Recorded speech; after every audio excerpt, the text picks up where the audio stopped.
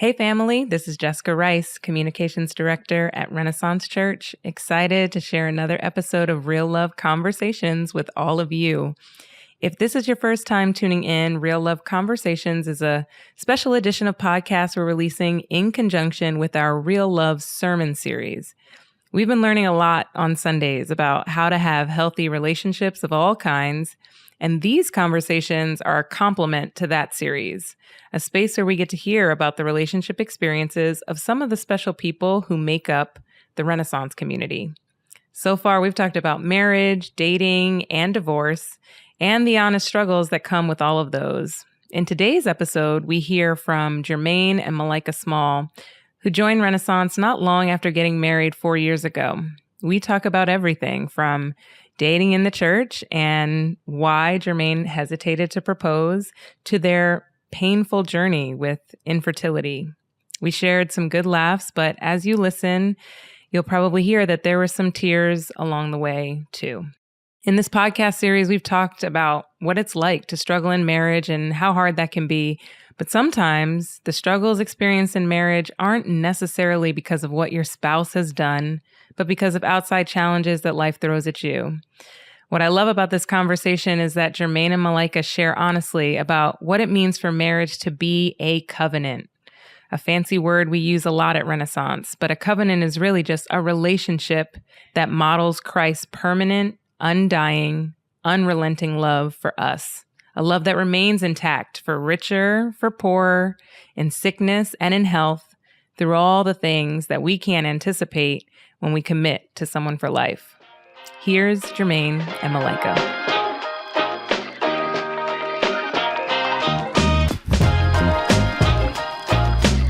All right, we are here with Malaika and Jermaine. How are you guys? Good. Good evening. Good evening. I'm so glad you guys are here. So we are going to get into a little bit of your stories. So we've been talking a lot to different people who have different experiences, but one common thread through all of these real love conversations that we're doing is that I think it's really helpful as we have these conversations to start with learning a little bit about the people we're talking to, your background, how you grew up, your families of origin, and maybe a little bit of how those families even shaped your views about relationships and marriage. So which one of you wants to go first?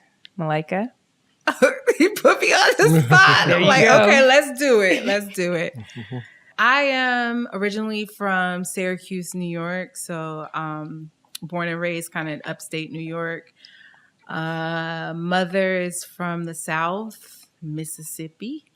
My dad is from Jamaica, and I was raised in a very unique household. Two different cultures, but still very similar. Unlike some couples, my parents weren't married for the majority of my life, adult life. I think they got married when I was like late 30s. Didn't really last very long, interestingly enough. That is interesting. So they were 20s. together. It was in the 20s. Yeah, 20s. Like in the 20s. Yeah. So they were together for most of your life and then officially got married in your 20s. And then and then yes, broke up after that. Yes. Mm-hmm. After they like officially like did like a justice of the peace kind of situation. Wow. And so I grew up in a really big family. So my mother's side of the family, I don't really know a lot about my dad's side of the family, but that's like a whole nother conversation for another day. But my grandmother on my mother's side had 10 children. And so if you can imagine, I have tons of cousins that were like essentially like siblings. Mm-hmm. And so, yeah, a lot of love, a lot of food, a lot of good music, a lot of just, good vibes. Yeah. That's great. Yeah, good vibes, I would say. How about you, Jermaine? So I was born in California, but I was raised in Georgia, right outside of Atlanta. And my father's family is from. We're all, I guess, historically from the South, Mm-hmm. but my father's family is from Detroit, and my mother's family is from North Carolina. But I have a tons of family in Georgia, actually. My father's family was bred in Georgia and Alabama. And my mother's family is all Carolina. I grew up with four other siblings. I have two older siblings and two younger siblings. I'm the middle of five. Right in the middle. Right in the middle. I was the youngest for 12 years. And then my mother and stepfather had two children, two daughters. Similar to Malaika, grew up in a house with a lot of love. Very dynamic household. My mother raised us for the most part. My father was in Detroit the majority of my life. But when I was growing up, I didn't see a lot of married couples. Mm-hmm. A lot of my friends didn't have fathers in the household. There were some, of course, that did have their fathers in the house or did have their mothers and their fathers together. But when I was growing up, I would say most of us didn't see that. Mm-hmm. And my father and mother, to my understanding, were always divorced. You know what I mean? I was a child when they were divorced. I was a baby when they were divorcing. Yeah. I found out recently, I was actually the savior marriage baby. And it didn't say. It didn't actually work out. It didn't work out. Yeah. But I was the let's make this work child. And my father and mother, all my life have been divorced. But my mother remarried my stepfather, the father to my two little sisters, when I was around 10. And they were married at least 15, 20 years before they ended it. Mm-hmm. So growing up, what were your thoughts about marriage and relationships? I actually never thought I was going to get married. Because kind of similar, like not a lot of representation. It's so interesting. My uncles, so six boys and four girls. For the most part, all my uncles were married and they had wives, but my aunts did not. They would like have, a partner or like a significant, like a, domestic partnership or whatever. Is that right? Mm-hmm. Well, yeah, but like a long time partner, you know what I mean? Like 10 or 15 years. But like, I don't really recall weddings on my aunt's side. Whereas like my uncles, there were weddings. I don't know. Marriage wasn't really widely discussed in my like house. It was just all about like, I counted myself lucky if I got into a situation like my mom and my dad where there wasn't this like formalized, there's the ring and there's the church and there's the ceremony. But like, so for me, that was always kind of like the blueprint of like what I expected from my life. Yes. And felt that way pretty much up to college. It was like, I was never like, like some of my friends that were like, I want to get married. I just want to get married. And so you were kind of imagining perhaps some kind of long-term commitment with somebody, with a partner, but not necessarily marriage. Exactly. Like my value system wasn't rooted in like marriage. It was like, I want a partner to do life with, period. And whatever that looks like is kind of what it looks like. Mm-hmm. Yeah. How about you, Jermaine? Right. So my thoughts were all over the place. My father, who wasn't really around, he had, after my mother, he had gotten remarried for maybe like 3 months and it didn't last. Where my mother, on the other end, had been married like 4 times before I was the age of 10. Oh, wow. Yeah. So, I remember going to see my father over the summers in Detroit and like 2 of those summers coming back home and being like, oh, so you're married. you know, being like, okay, hi. Well, I'm Jermaine. I'm your stepson, And so I think the older I got, the more I felt like the person I'm going to marry like has to be like this like magical, perfect specimen. You know what I'm saying? However, I didn't think about marriage a lot. It wasn't a thought I thought about. It wasn't something that was on my radar. It was not something that I think wasn't going to happen for me. I just didn't think about it, didn't think when it was. It was something I felt like it'll happen when it happened. Yeah. You know? I think a lot of men often think that way, like, yeah, marriage, it's something I'll do eventually. Yeah. I don't know exactly when, but You're right. I feel like it'll kind of happen for me and we'll do it when the time Sure. comes. It'll come. It'll Yes. come when it comes. It's very interesting. Mm-hmm. Okay, cool. So then how did you guys meet? When and how did you guys meet? We met at our previous church. Oh wow, Jermaine sang at the choir in the choir. I actually worked at church, and I remember we were at like a youth, like a young adult event, and we had this like one-off random dance battle with like myself and like 2 or 3 other people, and Jermaine was part of the other group that It was like 3 guys and like 30 girls. Oh please, I was one of the whatever. 3 guys. The fact is, they didn't win. So like that was like the first time that I remember him like catching my eye, but I also was like coming out of the heels of like a breakup. Mm-hmm. And so I feel like I saw him and was kind of like just shrugged it off like, okay. And then we would see each other at church and it was like, I was like, oh, okay, he's cute. And then it was like flirty. Like I remember like trying to be flirty and like invite him over. Like I like to play Scrabble. So I like invited him over for Scrabble and he like would like give me like the stiff arm. Like, nah, friend, That's like giving me this. You were playing hard to get. You know what it was? Well, I'm not sure. No. So probably I would say we met maybe in like 2006 or 2007, right? 7. Yeah, 7, because I started working at the church. So like 2007, we actually met.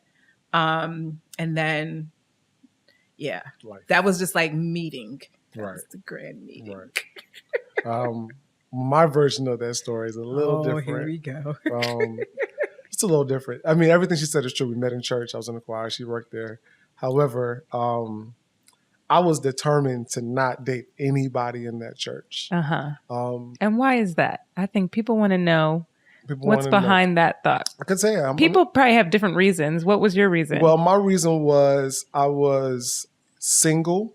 I was much younger, and I was trying to break some bad habits. Mm-hmm. And I was like, I was dating women off and on at that time, and I was like, I'm not dating anybody from this church because I want to keep this space sacred. I want to keep this space a place where that's safe and a place where I don't have to worry about any drama. Yeah. So that was my mentality. Mm-hmm. So that wasn't even the mindset I had when I was in that space. You know what I mean? Mm-hmm. So actually for me, a friend of mine who I'm still friends with was like, I think she likes you. And I was like, who, man? Let me see who you talking about. And I looked at it and I was like, okay. But I was like, nah. You think so? You were feeling good. I was like, you know what? She go to this church. I don't date church women. You know what I mean? I want to keep it safe and holy and sanctified. Oh my goodness. You know what I'm saying? So that's how we met. And then we just started hanging out. We started talking to each other more on Facebook, mm-hmm. on the Facebook. We would like comment on each other's notes because this is before they had to post. They would have you could put a note up about some random thought, and she would respond to it, and we kind of went back and forth on one of my notes. That turned into like an everyday thing, like these long paragraphs about something. You know what I mean? And then that's how that. But I want to add prior to that, and this is very important to our love story. Very, very, very dear friend, couple of ours got married, and Jermaine sang at the wedding. Jay, she has since passed on, but at her wedding, Jermaine and I, this was in September of 2008 for sure. And Jermaine and I, he came down after he finished singing, and I remember like, okay, Malaika, you see him, like you have to say something that is going to like get us to the point of even get into the Facebook point. So I remember just like talking to him and like making eye contact and like, being a little flirty. Sort of. Maybe. Maybe My mind was you were On the sanctified. Lord. Your Yes. mind was on the Lord. Yes. I'm here for Jesus. Yes. And Jesus only. Here to Okay? glorify and All right. sing to an audience of That's one, it. That's it. not to the pretty girl looking You at know me. what though? I was able to get a lot of my friends to go to that church because they had a lot of pretty girls. So my thing was, yo, there's so many girls in this church, bro. And they would come, but the word was good. Yeah. So I knew that would get them. And so a lot of them joined and went for years. And we all had that same agreement. Like when we're in here, sanctified and holy. Yes. You know? Well, that's, hey, we're going to celebrate that they found the Lord along the way.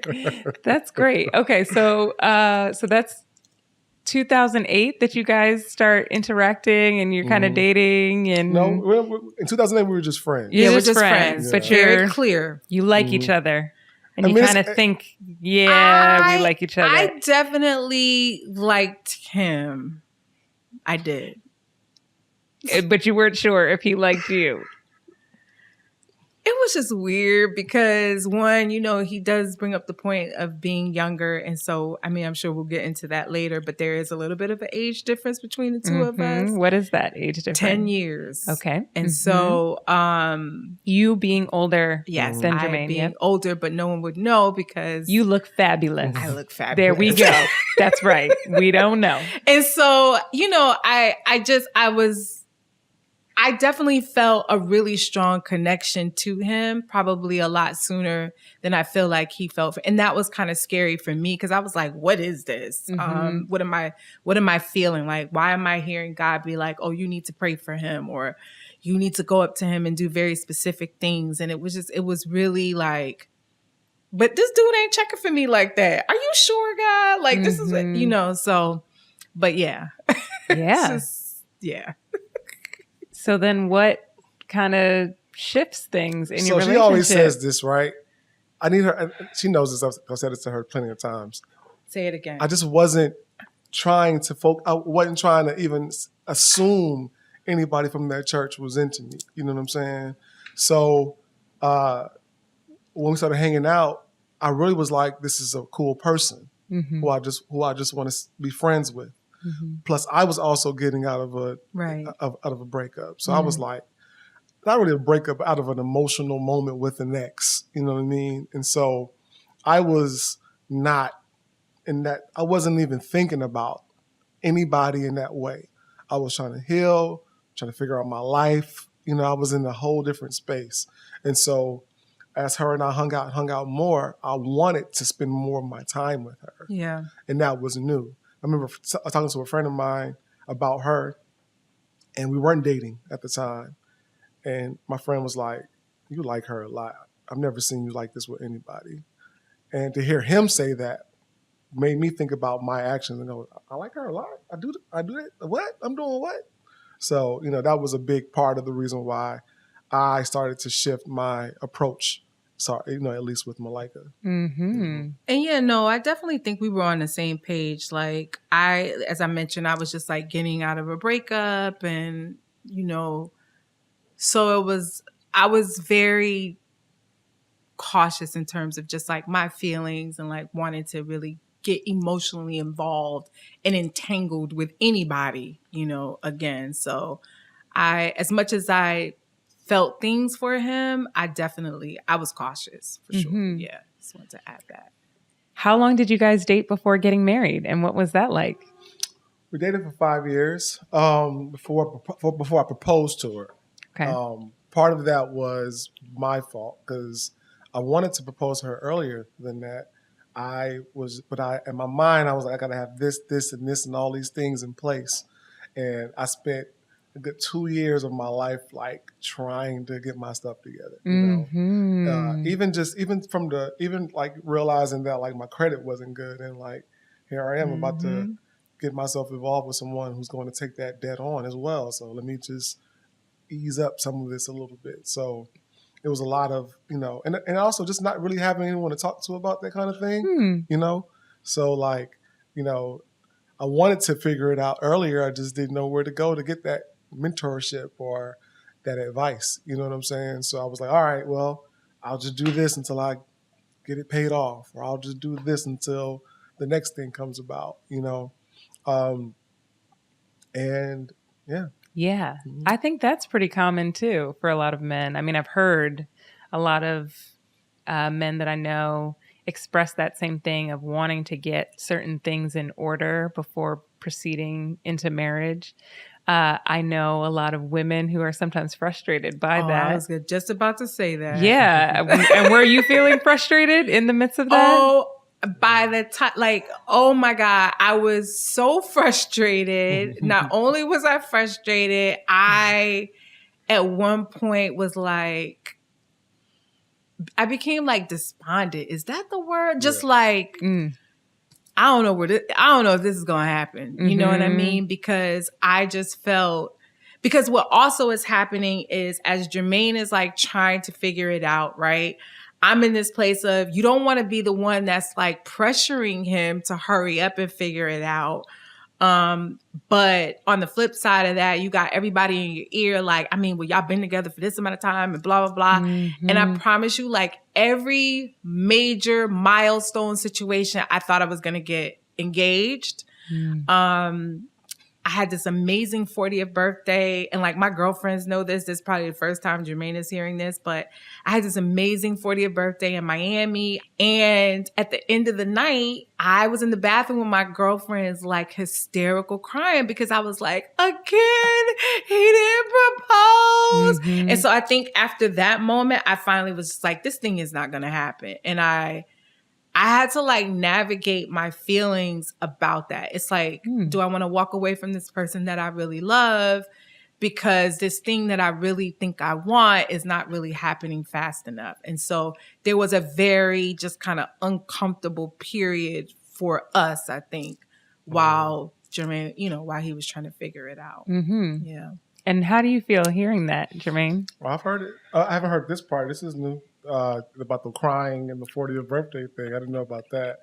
But all those times were moments where I was like, I want to do it then, but I just wasn't confident in where I was in life, and I did not realize that at the time. I just felt crazy. I just felt like I got to figure it. I got to get it together. It's definitely not surprising to hear this by any means, but yeah, I was giving up a little. Gotta admit that. Admit that to myself and to him. I definitely was like checking out, like figuring out what like plan B was gonna look like, just and then it's also too the fact, the age difference is something that we have to take into consideration, because I'm also like, are we going to have kids? Do we want to have kids? My biological clock literally was like a ticking time bomb. And so all of these things are kind of like happening at kind of like the same time. And then I don't know, I just kind of like let go and let God. And, and then, it happened when it was supposed to happen. So we actually got engaged in 2016. Yeah. And would you say to the guy who is feeling that right now, Jermaine, how would you advise yourself like now on the... I would say, if you're thinking about it, if whatever ideas, whatever thoughts you have, if there's anyone in your life who you feel comfortable talking to about it, about your thoughts about marriage, your thoughts about engagement. Like I've had a number of jobs since we've been together, and one of my jobs was at a restaurant. I remember talking to a guy who was from Ecuador about Malaika and how I wanted to marry her and how I need to get my credit together, how I need to get this money saved up and all these things. And in his very kind-hearted guy with broken English was telling me all these things that I could do, and I was like, oh, you can get credit on a ring? Like you can get that? I didn't know that. You could, if your credit's good, I'm going to get my credit up, so let me get my credit up and just make payments on a ring then. So like those are things that I didn't even know were options, in my mind, you got to get a certain amount of money saved up. You got to get this together. You got to have that together. You got to have these things in order before you get someone involved in your life, you know? And so I spent a long time just trying to piece it all together. Plus, you know, I didn't want to be in New York after a certain amount of time. I told myself when I moved here in 2006 that I would be out of here by 2009, 2010 latest. I'm still here. Yes, look how that turned out. But there was a time in the early 2010s where I was like trying to figure out how to get out of New York. And then it was like, well, I want to go with Malaika. That's another thing I got to consider now. I can't move my girlfriend. Yeah, because across country. Malaika, the girlfriend, was not moving across country. Well, that became Right. very clear. In case there was any ambiguity about that, we're going to set that record straight. There was none. There was none. There was none. And we were very clear. Yes. So then there was that too. So it was all these things that I didn't know how to get anybody on my side or anyone's advice on, you know? Yeah. So yeah, I would advise that guy all those years ago to, you know, talk to his friends, talk to his coworkers, just about what you're thinking. Yeah. You know? I think that's good. I think it helps give empathy because I think for speaking from the woman side of things of like, come on, like, let's do the thing. And I think a lot of women are like, you don't have to have it all figured out. The whole idea is that we can do things together. But I think that you present the perspective, which is important and sometimes a blind spot for women, which is like, but if I'm just not feeling confident or if I just feel like I don't exactly know and I want to maybe lead in this situation, but like if I'm not feeling sure-footed, it can be really hard. And that's important for a man in particular because, you know, men are, you know, society cultivates us to think a certain way about our positioning in a relationship, you know, and most of us aren't threatened by it, but we're like, in order for us to be a man, whatever that is, we have to do those things that the society tells us to do. And so when you're in love and you want to marry somebody, but you haven't, you know, checked off all the boxes that society lays out for you, it's like, do I want to be that guy in a marriage? Do I want to be that guy in a relationship? You know what I mean? The guy who can't provide, the guy who can't lead, the guy who can't support. And so, you know, all of those things were things I felt like were very clear prior to getting married. I was like, I got to be those things. I got to be on the path of those things at least, you know. Just as my lesson, it's really important to allow your partner, that person, that space to figure it out. Because I'm grateful that Jermaine, you know, saw that his credit was important and that was something that he had to figure out. Because otherwise, you know, not that the love wears off, but like once you get past that honeymoon phase, it's like, I love you, but like you got a 508. Not saying that was his credit score, but I'm just saying now we got to figure out how to get this 500 to like higher. And so the fact that on record, it was never 500. Again, let me be clear. Let's not have the ambiguity and be clear. That was a little example, but the point is that, you know, I'm grateful that he did that work because when you get together, it's like, at least you're starting off stronger so you can build from that place as opposed to having to do a lot of repairing. So yeah, just wanted to say that. Yeah. And I think ultimately the best thing is hopefully when you find yourself in that situation of maybe, you know, one person feeling like things need to get together, another person feeling like, come on, let's do it, that there can be some kind of honest conversations there too. Whether inside the relationship or like you said, Jermaine, like also bringing in outside voices who can help and speak into things. Because I do think a lot of times in relationships, we feel like we have to figure it all out on our own. Absolutely. And there are those voices that can be like, no, actually, it can look like this or, you know, whatever it may be. So or really even just communicate your plans and desires to like your partner. You know what I mean? Like, hey, this is something that I see that I want to do, and kind of like, because I needed to hear that. I knew that he loved me and I loved him and I knew we were going to figure it out, but there was still just these moments of doubt of like, is this going to happen? And I feel like a simple, like, just communication of, hey, babe, these are some of the things that I want to be able to, whatever. And then by this stage, it's going to happen. Right. So, because otherwise we end up filling in the gaps. Mm-hmm. oh my goodness. Yeah. And that's never good. Mm-hmm. That's never a recipe for good. So, okay. So then you got engaged. You said now we are in 2016 when you Yes. guys get engaged. Yes. And then you got married in 2017. Yes. Okay. And so what were some of your expectations for marriage at that point after you dated 4 or 5 years and kind of had your ups and downs in that, given the families that you came out of? And Malaika, you talked about never really thinking you're going to get married, but here you are, you're getting married. What are some of the expectations that you guys had at that point for what marriage would look like? I have to be really honest. I feel like I did that type of introspection backwards. Like, I don't think I was very thoughtful about it as we were going through the engagement and the process of getting married. I just felt as though this is what you do and was kind of just going through the motions of things. And so in terms of expectations, I feel like I had to backtrack some and be more thoughtful about it once we kind of had already gotten married. If that makes sense. Yeah. Yeah. How about you, Jermaine? Well, when we got married, I didn't have any expectations. I was going through a lot of trauma at that time. Oh, no. So my head was just on, I don't know what my head was on, to be honest with you. I was like, my father passed away.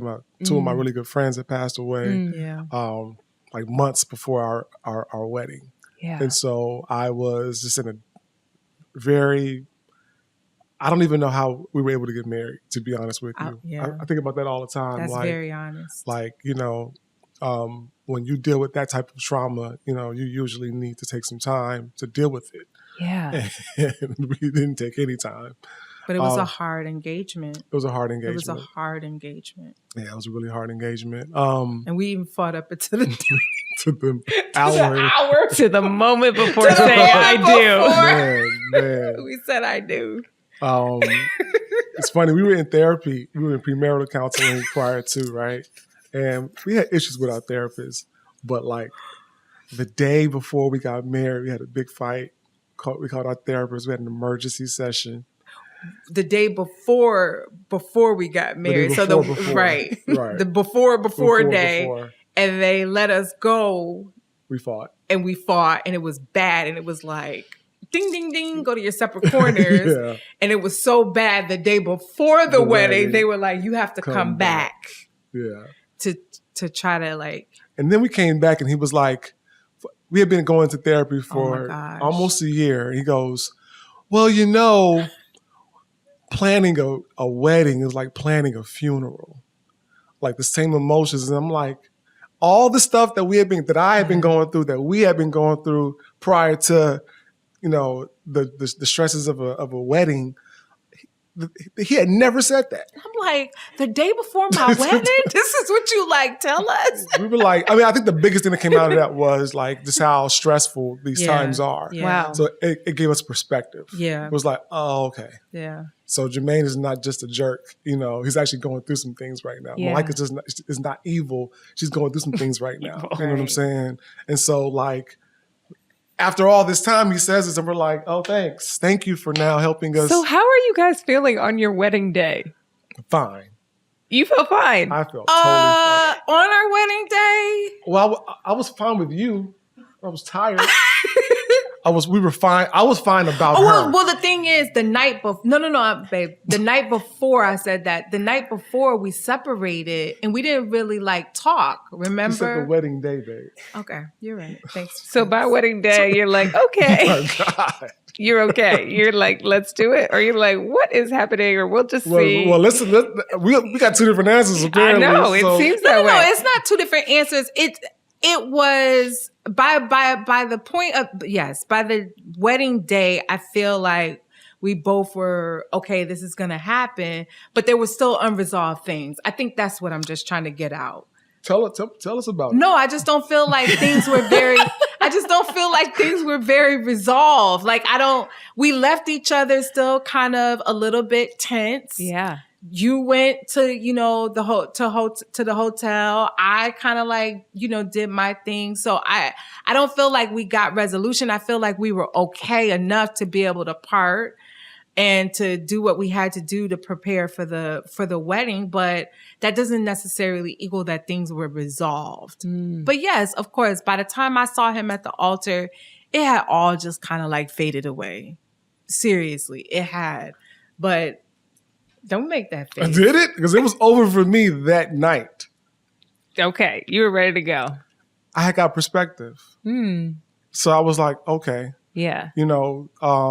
You had kind of projected a lot of things onto her, but it was like you actually recognized all the things that you were going through that were and I also recognized that she was going through things as well. You know what I'm saying? Because all I could think about was my pain and my struggles and my stress and my this, and she doesn't understand what I'm going through, and you know what I mean? It was all about the things that I felt about myself and how things were landing on me. And so when we went in therapy, when we had therapy the night before, and he said what he said about, just how stressful this time is, it just made me realize, like, okay, here I am dealing with two of my good friends' passings. And your my dad. Father's passing away months before my life changes completely. Yeah.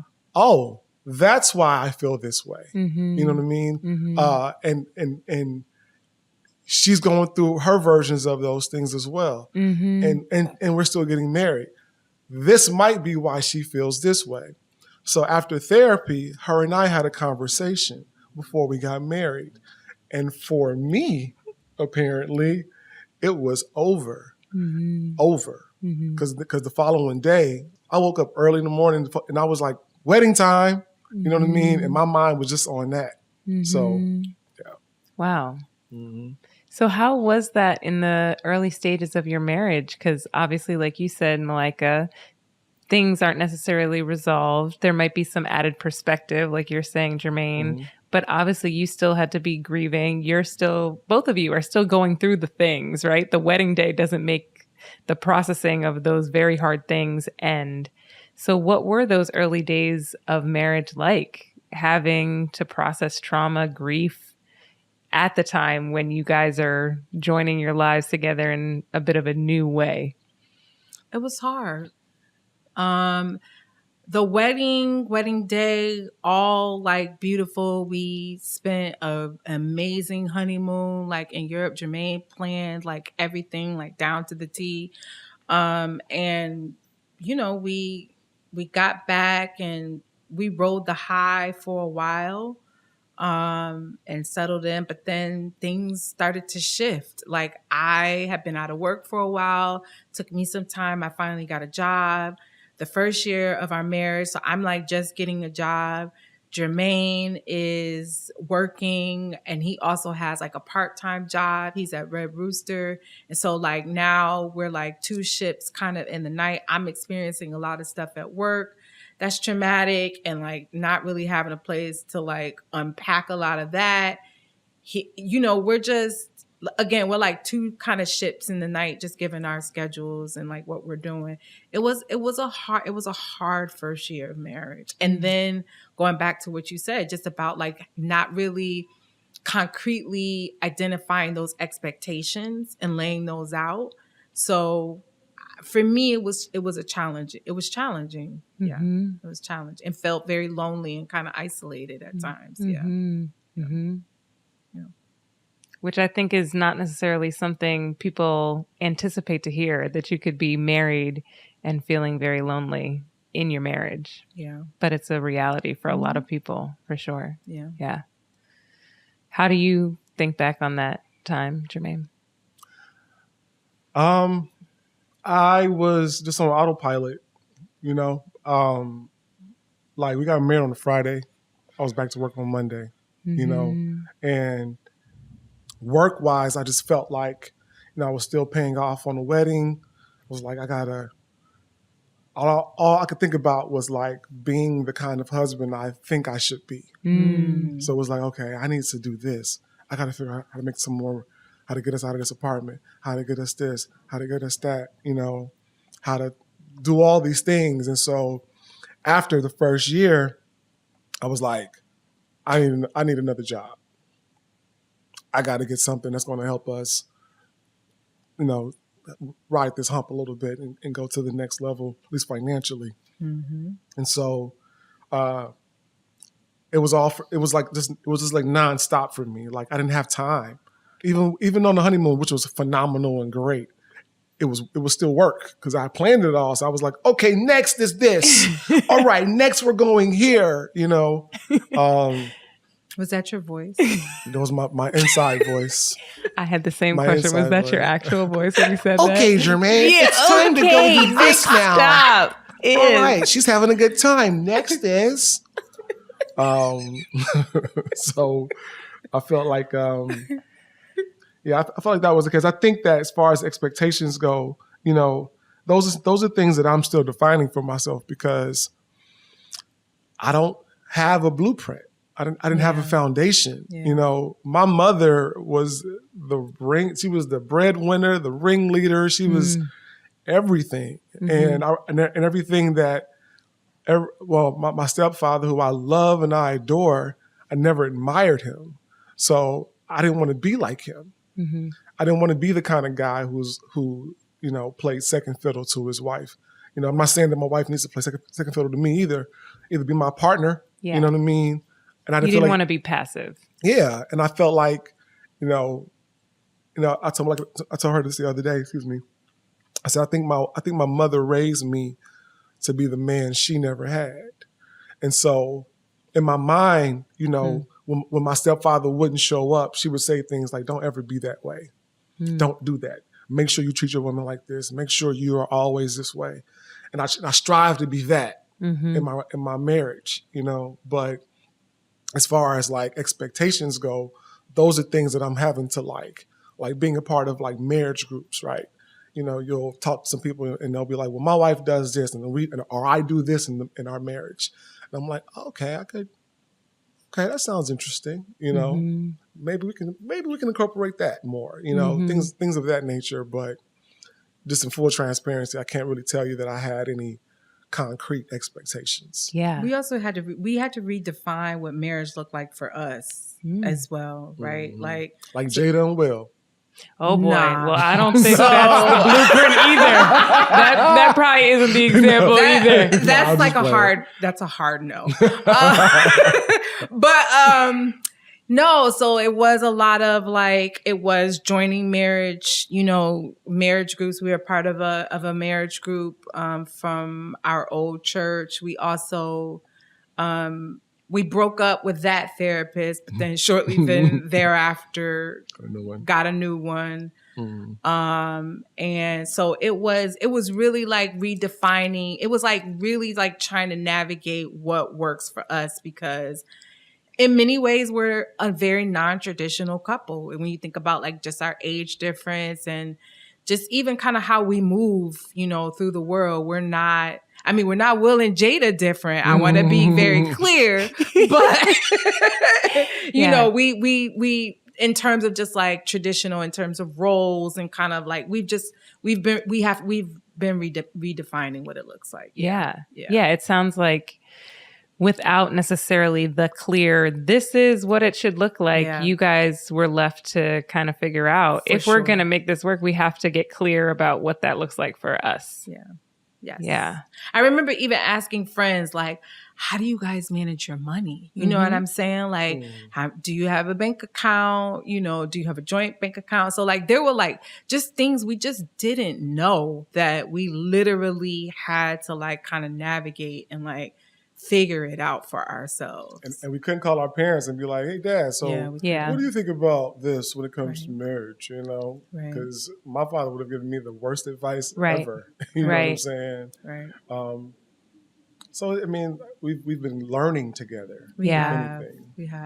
Yeah. Well, at least you guys had the, I guess, internal compass to say we should get in a marriage group and we should get around other people and we should get therapy, a better therapist that can help us. And coming to Renaissance, which I feel like really centers marriages and relationships. So like we had an opportunity to go on the marriage retreat, which I think was probably one of the most difficult times in our marriage, that like we walked out of that just very kind of like renewed. And so it's also good to be in a space that prioritizes relationships, prioritizes marriage. Our last church did not. I want to talk, though, a little bit about specifically when it comes to marriage, because I think it can help a lot of people. And I know a lot of couples at Renaissance, outside of Renaissance, anyone listening can identify with this. But what about when you're married and you experience disappointment? What has that been like for you? So we're just going to go there, right, Jess? We actually experienced disappointment pretty early in our marriage. So I have a history of a bunch of reproductive issues, fibroids, endometriosis. I've had 2 fibroid surgeries within the last like 10 years. And we were in the process of like trying to figure out where we were in terms of getting pregnant and seeing a fertility specialist and like doing all of this stuff. And the findings came back that I was like part of the 1% of women who have what they call unexplained infertility. And then shortly after we found that out, I had gone to my GYN, and she just, given that I have this issue with fibroids and the fibroids were back again, that she recommended a hysterectomy. So we are 2 years into our marriage, just kind of like settling in. And I have to have a hysterectomy, which I mean is the ultimate form of disappointment in terms of just our dreams and goals of like wanting to become parents in the like, you know, the sense of me being able to carry a child. And so that has been hard. I think that we have been able to manage it through like by way of going to the church and like by way of therapy. I know that there's been a lot of anger and frustration and disappointment, just like as a woman, and what that means of not being able to give my husband a child. And it's a constant, it's a work in progress, you know, every day differs. I feel like I've made peace with it because I'm like, I prioritize my health over, you know, just continuing to deal with this really, really terrible issue of fibroids. But of course, like when you, especially being in church like Renaissance, where I feel like I don't know what's in the water, but it is a very fertile church. You know, some days are like better than others. I feel like, I do feel like ultimately if it is meant for the 2 of us to be parents, that we will somehow, and God will somehow make that happen. Who knows what it'll look like. But just in terms of disappointment, I would say it's a constant struggle. Yeah. So. And how has it been processing that with God? Like, I know this isn't easy, and I'm so grateful for you sharing about this. But, you know, thinking about confronting that reality, what is that like in those moments? Like when you are processing that with God?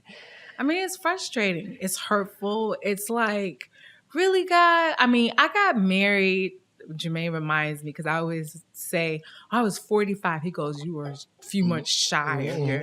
I was 44 when I got married. So one, I just say to women, never give up. Like, let me just say that, because I feel sometimes I was like the oldest bride alive, which I know that I wasn't, but you know. There are definitely women in their 20s and 30s who are like, it's over for me. And that's important to say. Like, no, I was like 44, 45. So then you have that. And a lot of just anger and just like, really, God, like, you know, I finally connect to somebody that like, I've dated guys and I would be in but I could never see them being the father of my child. And here it is, you know, I meet this amazing person who, if you see Jermaine with kids, he's just like, I mean, like your heart just like, I tear in so many pieces, because I'm like, I can't give him this one thing, you know, and sometimes I'm angry, you know, I'm very, very angry that my womb, you know, had these issues that I could not give my husband a child. So, yeah. And we talk about it. I mean, that's been a hard period for us too, that I think Jermaine can better speak to in terms of how he's felt, but just him being very supportive, because this is kind of what we have to do, but also, you know, dealing with his own feelings of disappointment and sadness. And those were some hard times for us as well. Yeah. I guess, how do you process hearing her express that kind of guilt or disappointment? It's something that I know, but we don't talk about it a lot, you know.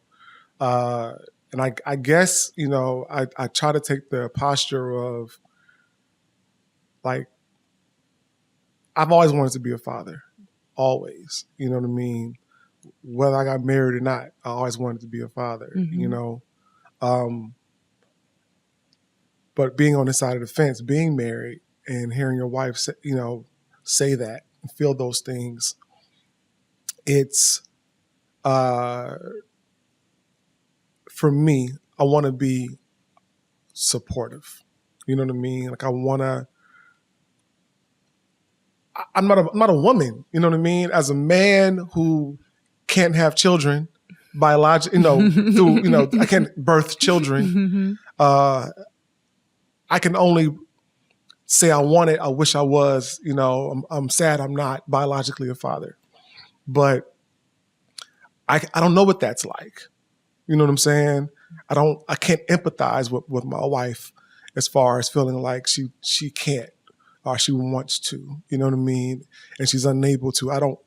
I can only sympathize with the fact that I want to be a father, you know what I mean?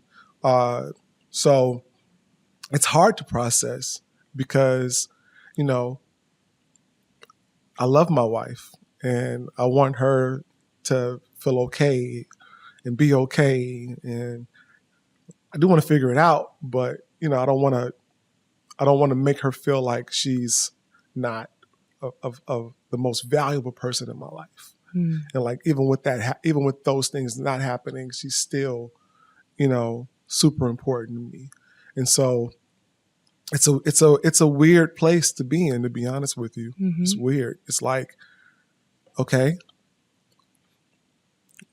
like, how do I show her I'm supportive of her, but still be grieving over, you know, my disappointment, you know what I'm saying? And I feel like, this might just be my personality, but I always feel like it trumps it. Like what she's going through is trumping my feelings. So I don't put too much thought into it, because I'm always like, when I do, I'm always like, but Malaika, you know, so it's a difficult answer. I'm sorry. I want to be able to give you more, you know, more of an answer, but I think that's a great answer because it's honest. Yeah.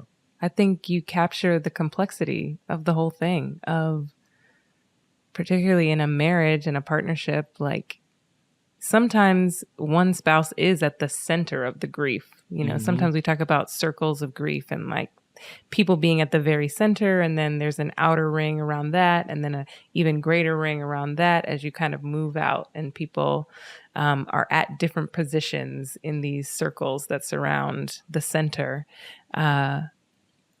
And so I think you're right that there's a unique thing that Malaika is experiencing, but then you have this piece too, because the fact is you had hopes and dreams, Right.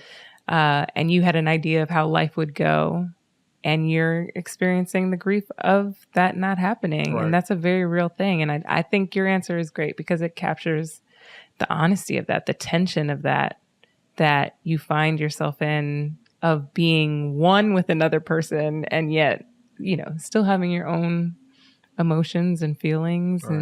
and things to navigate. Right. What is it like on the days when one of you is maybe feeling really discouraged and one of you is feeling pretty hopeful, or the tables turn? Like, how are you there for each other and also mindful of your own processing with God and what you're feeling? That's a work in progress too, because I'm typically, using that example, I'm usually one that's like, well, let's find the hope. Let's find the light in this situation when she's expressing.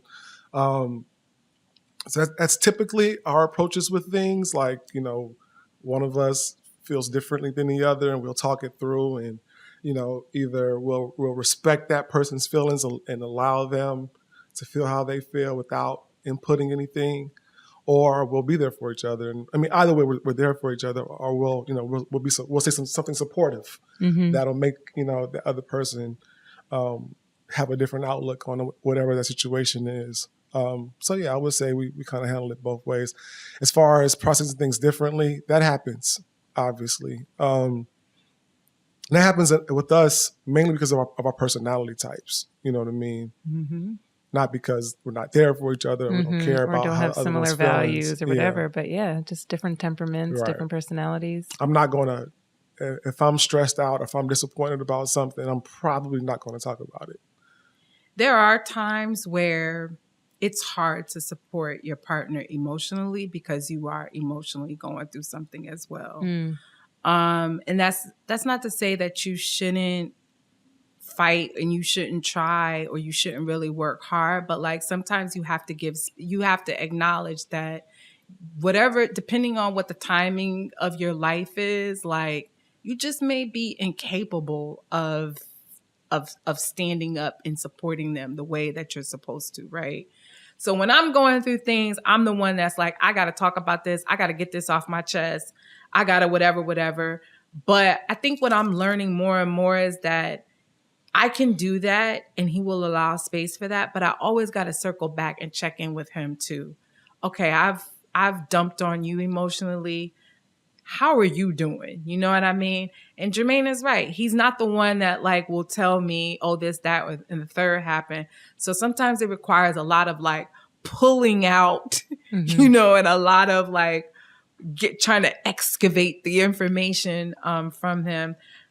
But what I will say is that we're yin and yang, because he's right. He's the one that's like, you know what, we feel this way, or like things are bad right now, but you know what, we're going to get tacos tonight, or we're going to make this, I'm going to bring wine home, or we're going to go do something fun. So he definitely, I sometimes like when I'm really low and I'm down, I don't necessarily always I sometimes don't even want to get out of the bed. But he's the one that's like, no, we're going for a walk today, or we're going to go to the gym, or we're going to, he's really, really good at that. So I think that's a good way of how we balance one another out. Yeah, for sure. Mm-hmm. That's beautiful that y'all have been able to navigate together. You guys have been through a lot in a short amount of time. Like, yeah, right. Laughing to keep from crying at this point. Yes. Do you guys ever stop and think about that in 4 years? Everything that you guys have had to? Well, I don't think about our relationship as being 4 years. Right. We've been 4 married years for of 4 marriage, years. 4 but years then of marriage. 9 years of knowing each other and dating and being married. And you guys have gone through a lot. We have. Yeah. We have gone through a lot. I mean, not to mention we've gone through like ebbs and flows in terms of employment. So like me being employed to not, I lost my job, at the start of the pandemic. I'm back in school. I'm like a full-time grad school student for like the second time around. And so we have had some life transitions for sure within the last yes 4 years of our marriage.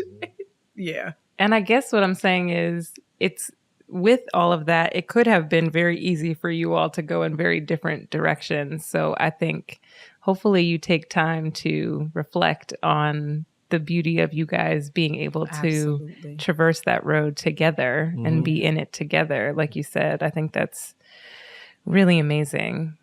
Yeah. What role does God play in keeping you guys together? What? God is the glue. God is the glue. God is the reason this is a God thing. is the like Yeah, I mean, the crazy glue. I know I joke about it at times with Malaika, but like Malaika won't in particularly, but I mean, me too, but we don't allow a lack of spirituality in our lives. That's not okay. You know what I mean? If we're not praying together, she needs to be praying. I need to be praying. Yeah. We're always encouraging each other to read things. We pray with each other often. We talk about everything, but in particular, we talk about God a lot because it's our foundation. It's how it's really how we fell in love. Our connection to God, to Christ. So yeah, it's definitely it's the praying. It's even down to just the praying before we eat and just really being thankful for kind of like where we are, and though things are not perfect, still believing and trusting in God that like where we are right now, temporary in this space, financially, whether it's in our apartment, just all the things, is that through God, with God, because of God, it is. This is just kind of like a temporary thing. So, and having been through all that you've been through, what do you now say marriage is? Like, what are the expectations of what your marriage will be and what marriage should look like? I remember getting married, and everyone kept telling me, "Congratulations, I'm so proud of you." And I was like, "What am I achieving?" A wife, other than like a baddie, this woman who I've already been in love with. Like she's the same person I've been with for the past 5 years. Like, why is this different? But I think it is an achievement to decide that you want to create a different life, a new life, or you want to enhance the life that you are already living with someone. And so my expectations is that we stay on that path together. When she decides to get a second master's degree, I go with her. When I decide to do whatever I'm doing, she rides it with me as well. So it is a big deal because choosing to be on that path with that person really does mean serving the other, and it really does entail sacrifice.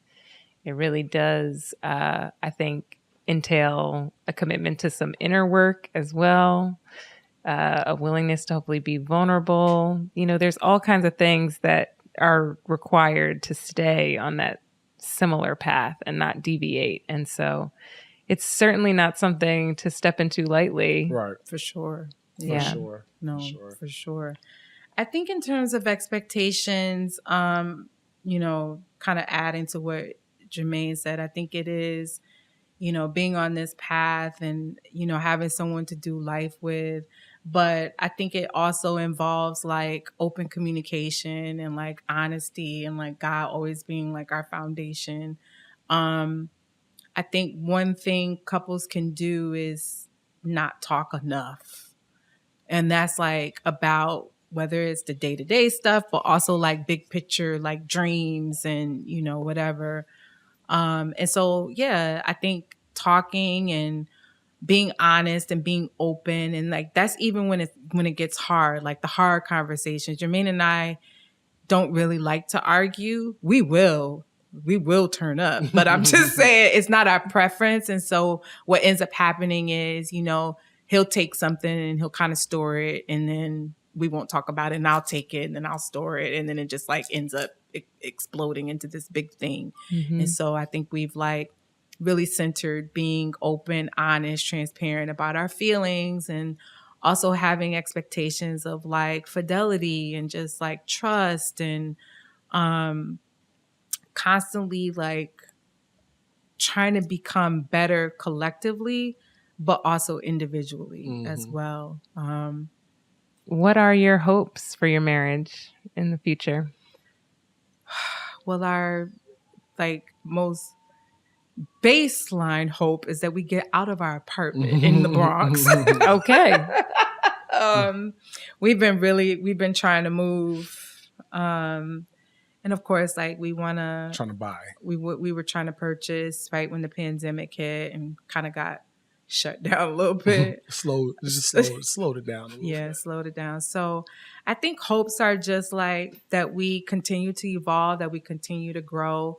I hope that we also continue to grow in friendship. I think that friendship in a marriage is like so critical. And so I hope that we continue, like Jermaine said, like we like to laugh, we like to travel, we like to dance. Like we actually really enjoy one another and to have a good time. And so when all else fails, we have that, right? We have our good friendship. So I just wanted to be friends. Be friends with your partner is important, you know. I hope we just continue to get stronger, and that we fight harder, and that we, you know, continue to communicate and to work, to put in the work. Because what Jordan said, marriage is work. Do not be disillusioned. Mm-hmm. This is work. Mm-hmm. Yeah. I think marriage should be joyous. Mm-hmm. You know, it is work, but sometimes you go to work and you have a good time, you know, and you enjoy your coworkers, and Absolutely. you know, so marriage is the same way for me. We feel like, you know, we enjoy each other. We like to go out and hang out with each other, and travel, you know, restaurants, trying different experiences. And, you know, I think that if you're thinking about it, if you're considering marriage, you know, it is a job, but it can be one of the best jobs you've ever had in your life. There we go. Amen. That's great. Thank you, guys. Thank you for sharing. Thank you. Thank you. This was good. Thank you. Hey, it's Jessica back again, and really grateful for Malaika and Jermaine to have the courage to share so honestly about the challenges, insecurities, grief, and disappointments they've had to face over the course of their relationship. It's also no small thing how God has graced them to navigate all those things together and with joy, especially given all they shared about not really having a blueprint from their families of what marriage as a covenant looks like. And so if that's you too, that you didn't have a blueprint for Christian marriage, and I think honestly that's most of us, I hope their story really encourages you, that clinging to God, that surrounding yourself with supportive Christian community, that looking to God's example of faithfulness can help us write different and beautiful stories. The stories won't necessarily be without pain, but they will certainly point back to the love of God. As always, if this conversation was helpful, I hope you'll take a moment to share it. And I look forward to being back with you all next Wednesday with another Real Love conversation that you won't want to miss. See you next time.